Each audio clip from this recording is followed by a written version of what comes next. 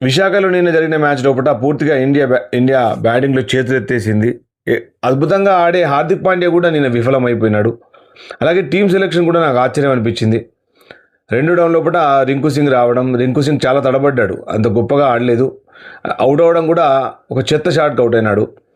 అలాగే అభిషేక్ శర్మ మరొకసారి మొదటి బాల్కి అవుట్ అవ్వడం, ఆ తర్వాత సంజు శాంసన్ నిలకడలేని ఆట, ఆ తర్వాత సూర్యకుమార్ యాదవ్ ఉన్నంతసేపు తడబడ్డాడు.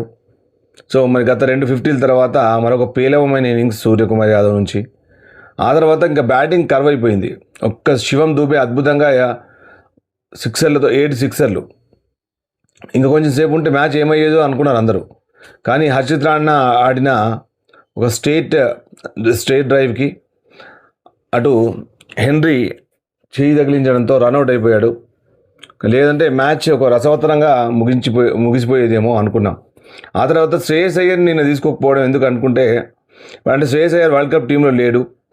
కానీ తిలక్ వర్మ మరి ఒకవేళ వరల్డ్ కప్ ఆడకపోతే మరి శ్రేయస్ అయ్యర్ని తీసుకుంటారేమో.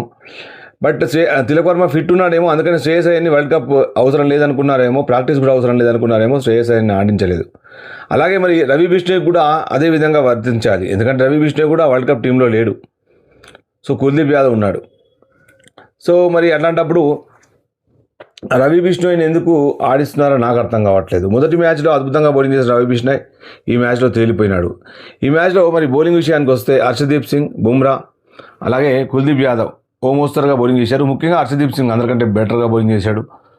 తర్వాత బుమ్రా, తర్వాత కుల్దీప్ యాదవ్, ఈ ముగ్గురు వికెట్లు తీశారు. సో అంటే 30 నుంచి 40 మధ్యలో రన్స్ ఇచ్చారు. ఆ తర్వాత హర్షిత్ రాణా తేలిపోయినాడు.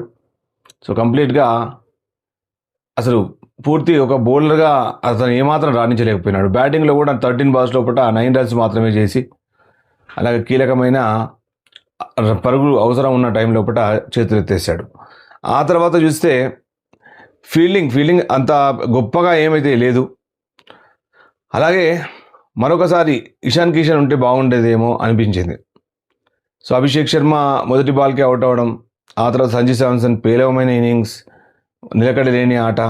మరి సంజు శాంసన్ వరల్డ్ కప్లో ఓపెనింగ్ చేస్తాడా లేదా అనేది మాత్రం నాకైతే డౌటే. ఎందుకంటే ఇతనుకున్న ఇప్పుడున్న పరిస్థితుల్లో మాత్రం అతన్ని ఓపెనింగ్గా తీసుకునే అవకాశం లేదు. ఒకవేళ సంజు శాంసన్ తప్పిస్తే ఇషాన్ కిషన్ ప్లస్ అభిషేక్ శర్మ ఓపెనింగ్ చేస్తారు.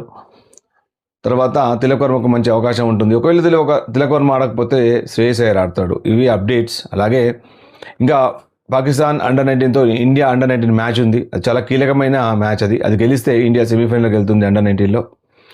సో